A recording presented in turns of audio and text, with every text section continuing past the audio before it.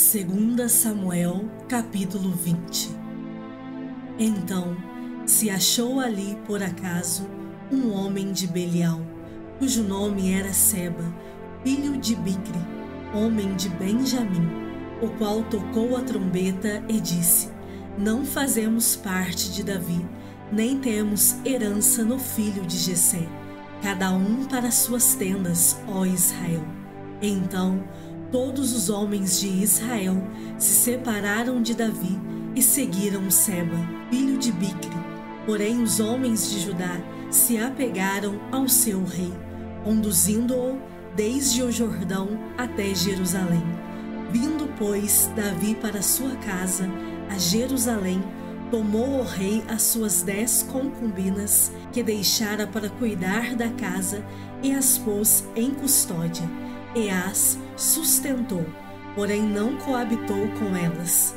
E estiveram encerradas até ao dia em que morreram, vivendo como viúvas. Disse o rei a Amasa: Convoca-me para dentro de 3 dias os homens de Judá e apresenta-te aqui. Partiu Amasa para convocar os homens de Judá, porém demorou-se além do tempo que lhe fora aprazado. Então disse Davi a Abisai: Mais mal agora nos fará Seba, o filho de Bicri, do que Absalão. Pelo que toma tu os servos de teu senhor e persegue-o, para que não ache para si cidades fortificadas e nos escape. Então o perseguiram os homens de Joabe, a guarda real e todos os valentes. Estes saíram de Jerusalém para perseguirem Seba, filho de Bicri.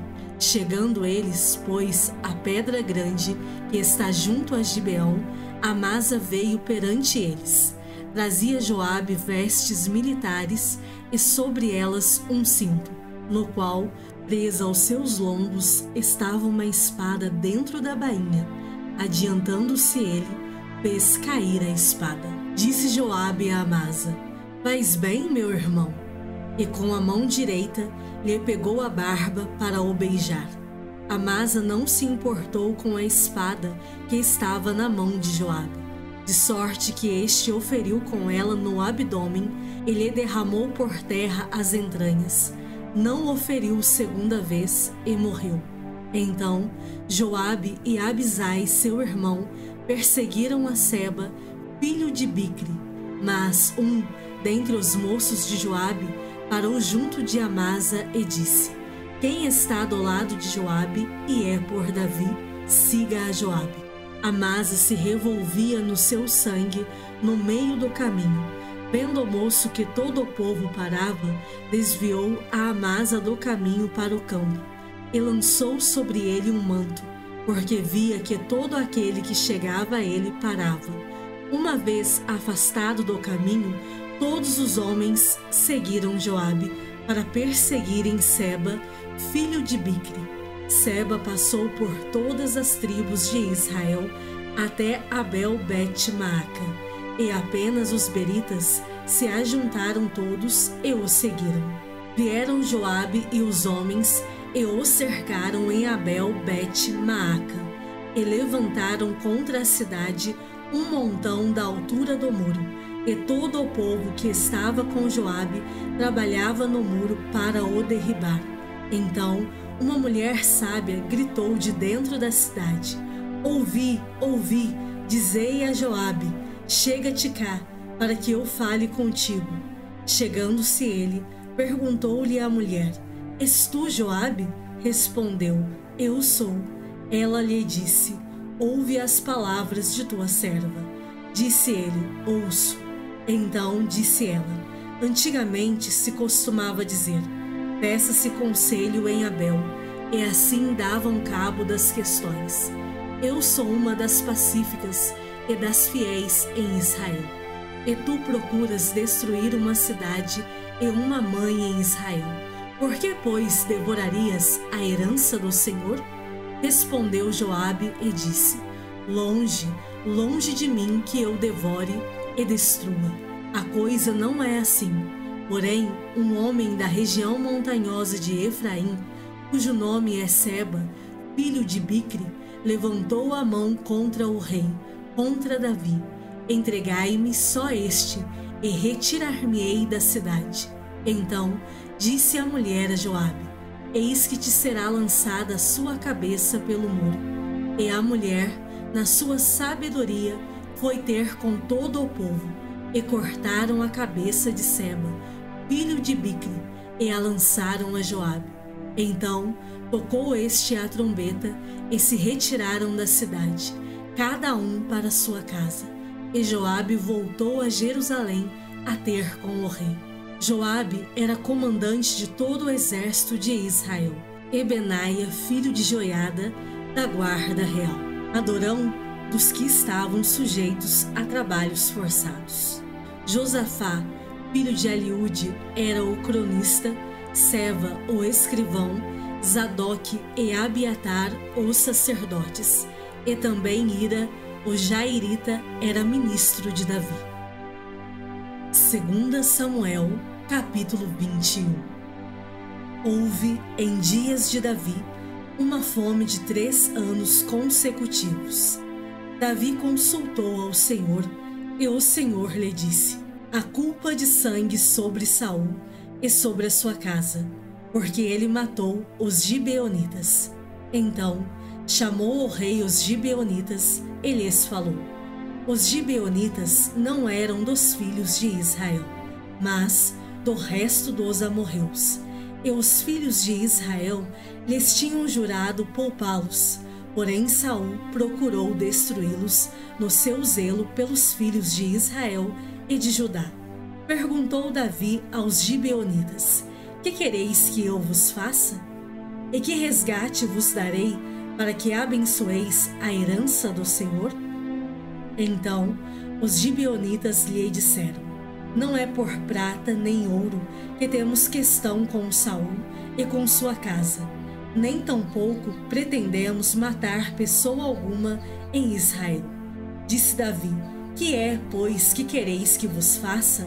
Responderam ao rei: quanto ao homem que nos destruiu e procurou que fôssemos assolados, sem que pudéssemos subsistir em limite algum de Israel, de seus filhos se nos deem 7 homens, para que os enforquemos ao Senhor em Gibeá de Saul, o eleito do Senhor. Disse o rei: eu os darei. Porém o rei poupou a Mefibosete, filho de Jonatas, filho de Saul, por causa do juramento ao Senhor que entre eles houvera, entre Davi e Jonatas, filho de Saul. Porém tomou o rei os 2 filhos de Rispa, filha de Aiá, que tinha tido de Saul, a saber, a Armone e a Mefibosete, como também os 5 filhos de Merabe, filha de Saul, que tivera de Adriel, filho de Barzilai, Meolatita, e os entregou nas mãos dos gibeonitas, os quais os enforcaram no monte, perante o Senhor. Caíram os 7 juntamente. Foram mortos nos dias da ceifa, nos primeiros dias, no princípio da ceifa da cevada. Então Ispa, filha de Aiá, tomou um pano de saco e o estendeu para si sobre uma penha, desde o princípio da ceifa até que sobre eles caiu água do céu, e não deixou que as aves do céu se aproximassem deles de dia, nem os animais do campo de noite. Foi dito a Davi o que fizera Rispa, filha de Aiá, e concubina de Saul.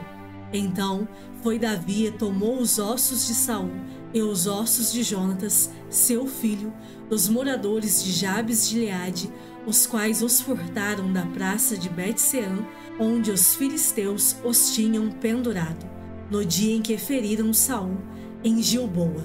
Dali transportou os ossos de Saul e os ossos de Jonatas, seu filho, e ajuntaram também os ossos dos enforcados. Enterraram os ossos de Saul e de Jonatas, seu filho, na terra de Benjamim, em Zela, na sepultura de Quis, seu pai. Fizeram tudo o que o rei ordenara. Depois disto, Deus se tornou favorável para com a terra. De novo, Fizeram os filisteus guerra contra Israel. Desceu Davi com os seus homens e pelejaram contra os filisteus, ficando Davi muito fatigado. Isbi-Benob descendia dos gigantes. O peso do bronze de sua lança era de 300 siclos e estava cingido de uma armadura nova. Este intentou matar a Davi, porém Abisai, filho de Zeruia, socorreu-o, feriu o filisteu e o matou. Então os homens de Davi lhe juraram, dizendo: Nunca mais sairás conosco à peleja, para que não apagues a lâmpada de Israel. Depois disto, houve ainda em Gobe outra peleja contra os filisteus. Então Sibecai, o Husatita, feriu Asaf, que era descendente dos gigantes. Houve ainda em Gobe outra peleja contra os filisteus, e Elanã, filho de Jaaré Oregim, o belemita, feriu a Golias, o geteu, cuja lança tinha a haste como eixo de tecelão. Houve ainda outra peleja, esta foi em Gate, onde estava um homem de grande estatura, que tinha em cada mão e em cada pé 6 dedos, 24 ao todo. Também este descendia dos gigantes. Quando ele injuriava a Israel, Jonatas, filho de Simeia, irmão de Davi, o feriu. Estes 4 nasceram dos gigantes em Gate, e caíram pela mão de Davi e pela mão de seus homens. Salmos de número 146. Aleluia! Louva, ó minha alma, ao Senhor. Louvarei ao Senhor durante a minha vida. Cantarei louvores ao meu Deus enquanto eu viver. Não confieis em príncipes, nem nos filhos dos homens, em quem não há salvação. Sai-lhes o espírito, e eles tornam ao pó. Nesse mesmo dia perecem todos os seus desígnios. Bem-aventurado aquele que tem o Deus de Jacó por seu auxílio, cuja esperança está no Senhor, seu Deus, que fez os céus e a terra, o mar e tudo o que neles há, e mantém para sempre a sua fidelidade, que faz justiça aos oprimidos e dá pão aos que têm fome. O Senhor liberta os encarcerados. O Senhor abre os olhos aos cegos. O Senhor levanta os abatidos. O Senhor ama os justos. O Senhor guarda o peregrino, ampara o órfão e a viúva, porém transtorna o caminho dos ímpios. O Senhor reina para sempre. O teu Deus, ó Sião, reina de geração em geração. Aleluia! 1 Timóteo, capítulo 1. Paulo, apóstolo de Cristo Jesus, pelo mandato de Deus, nosso Salvador, e de Cristo Jesus, nossa esperança. A Timóteo, verdadeiro filho na fé, graça, misericórdia e paz, da parte de Deus Pai e de Cristo Jesus, nosso Senhor. Quando eu estava de viagem rumo da Macedônia, te roguei permanecesses ainda em Éfeso, para admoestares a certas pessoas, a fim de que não ensinem outra doutrina, nem se ocupem com fábulas e genealogias sem fim, que antes promovem discussões do que o serviço de Deus na fé. Ora, o intuito da presente admoestação visa ao amor que procede de coração puro e de consciência boa e de fé sem hipocrisia. Desviando-se algumas pessoas destas coisas, perderam-se em loquacidade frívola, pretendendo passar por mestres da lei, não compreendendo, todavia, nem o que dizem, nem os assuntos sobre os quais fazem ousadas asseverações. Sabemos, porém, que a lei é boa se alguém delas se utiliza de modo legítimo, tendo em vista que não se promulga a lei para quem é justo, mas para transgressores e rebeldes, irreverentes e pecadores, ímpios e profanos, parricidas e matricidas, homicidas, impuros, sodomitas, raptores de homens, mentirosos, perjuros, e para tudo quanto se opõe à sã doutrina, segundo o evangelho da glória do Deus bendito, do qual fui encarregado. Sou grato para com aquele que me fortaleceu, Cristo Jesus nosso Senhor, que me considerou fiel, designando-me para o ministério, a mim, que, noutro tempo, era blasfemo e perseguidor e insolente, mas obtive misericórdia, pois o fiz na ignorância, na incredulidade. Transbordou, porém, a graça de nosso Senhor com a fé e o amor que há em Cristo Jesus. Fiel é a palavra e digna de toda aceitação, que Cristo Jesus veio ao mundo para salvar os pecadores, dos quais eu sou o principal.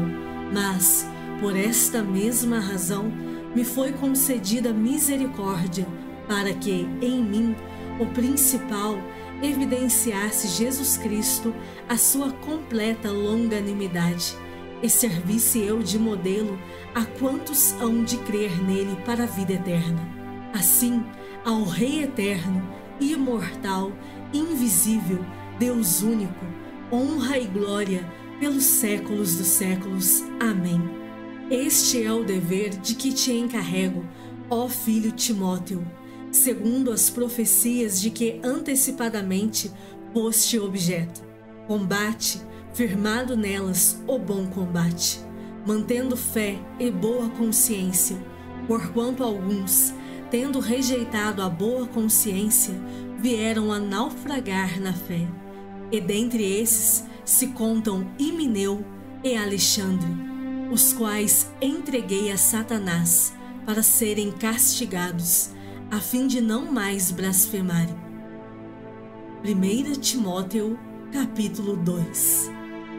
Antes de tudo, pois, exorto que se use a prática de súplicas, orações, intercessões, ações de graças, em favor de todos os homens, em favor dos reis e de todos os que se acham investidos de autoridade, para que vivamos vida tranquila e mansa, com toda a piedade e respeito.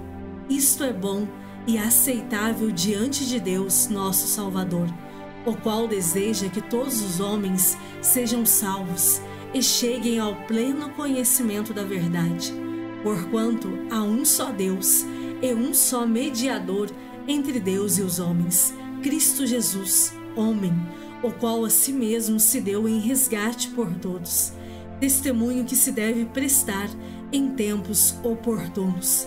Para isto fui designado pregador e apóstolo, afirmo a verdade, não minto, mestre dos gentios na fé e na verdade.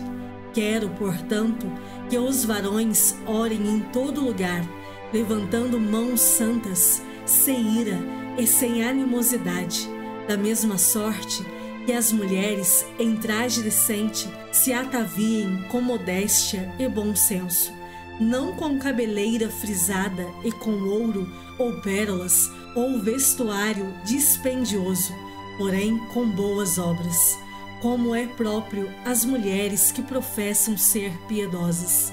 A mulher aprenda em silêncio com toda a submissão. E não permito que a mulher ensine, nem exerça autoridade de homem. Esteja, porém, em silêncio, porque, primeiro, foi formado Adão, depois Eva. E Adão não foi iludido, mas a mulher, sendo enganada, caiu em transgressão. Todavia, será preservada através de sua missão de mãe, se ela permanecer em fé e amor e santificação com bom senso.